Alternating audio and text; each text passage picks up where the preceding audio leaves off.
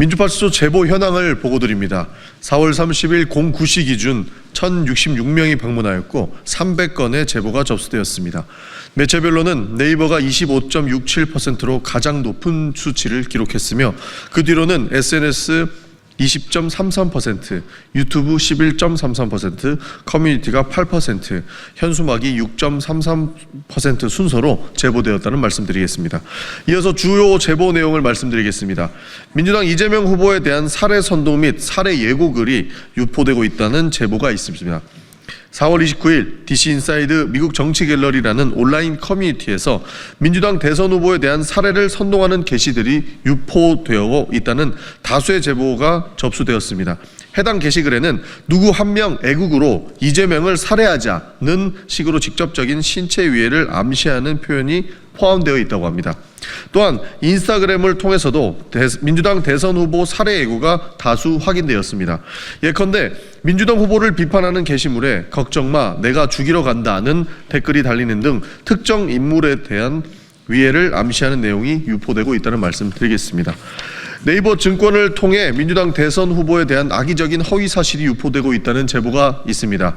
네이버 증권 사이트 내 삼성전자, SK 등 대기업 종목 토론방에서도 민주당과 이재명 후보에 대한 악의적인 허위 사실이 반복적으로 게시되고 있다는 제보가 다수 접수되고 있습니다.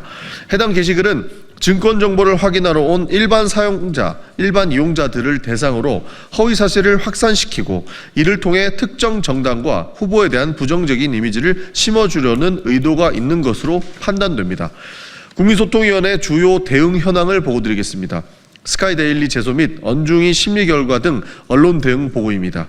스카이데일리는 4월 29일자 사설 이재명 90% 몰표라는 자유민주주의 경고 등을 통해 지극히 개인적인 감정과 근거 없는 예측에 기반하여 사실을 왜곡하는 보도를 하였습니다. 사설 형식이라 하더라도 선거 시기에 부당한 영향을 미칠 우려가 있는 것으로 판단되며 이에 따라 인터넷 선거보도심의위원회에 제소하였습니다. 어제 진행된 언론중재위원회 심리 결과를 보고드리겠습니다. 자유일보가 4월 3일자 보도했던 4월 4일 사법부가 국민 신뢰를 얻는 마지막 기회에는 반론 보도로 합의되었습니다.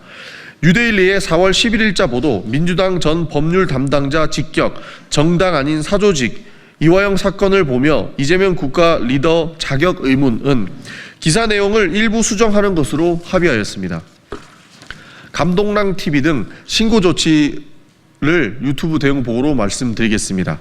다수의 구독자를 보유한 유튜브 채널 감동란 TV가 선거 기간 중 공직선거법을 위반한 콘텐츠를 지속적으로 게시하여 구글에 신고 조치를 취했습니다.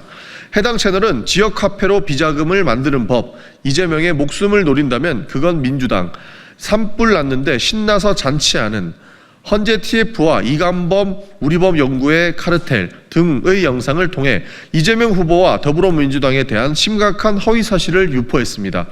해당 영상을 통해 감동란 TV는 코나아이는 이재명의 현금 인출기였다. 민주당이 자당 후보인 이재명을 암살할 수 있다. 문재인이 정신병자들을 인권이라는 명목으로 사회에 풀어놓았다 등 근거 없는 허위 주장을 유포하는 동시에 모욕적인 표현을 사용하여 공직선거법 위반 소지가 다분하여 구글에 신고 조치하였고 법률 검토도 진행하고 있음을 말씀드립니다. 국민의힘 거짓말 시리즈 99번째 말씀드리겠습니다. 권성동 국민의힘 원내대표는 지난 4월 29일 자당의 원내대책회의에서 반도체 특별법에 대해 언급하며 우리 대한민국 기업들만 민주당이 만든 획일적인 주 52시간 규제에 묶여 뛰지 못하고 있다라고 주장하였습니다. 주 52시간 예외 조항 없이는 어떠한 것도 합의할 수 없다는 국민의힘으로 인해 반도체 특별법이 통과되지 못하고 있음에도 민주당과 주 52시간 근무제 때문에 반도체 업체 등 우리 기업이 발전하지 못한다는 식으로 거짓말을 하고 있는 것입니다. 더불어민주당은 주 52시간 예외를 반도체 산업에게만 적용했을 때 해당 사항이 AI 업계, 게임 업계 등 타업계와의 형평성 문제 및 전체 노동자에 대한 근로시간 문제로 이어질 수 있어서 최대한 신중하게 접근하고 있는 것뿐입니다. 주 52시간 근무제는 기업의 입장만으로 가부를 결정할 수 있는 것이 아닙니다. 노동계는 반도체 산업의 발전은 안전하고 건강한 노동 환경을 바탕으로 이루어져야 한다고 주장하고 있습니다. 국민의힘은 노사 입장을 종합해 최선의 결과를 내기 위한 우리 당의 입장을 폄훼하려는 시도를 멈추시기를 바랍니다. 이상으로 마치겠습니다.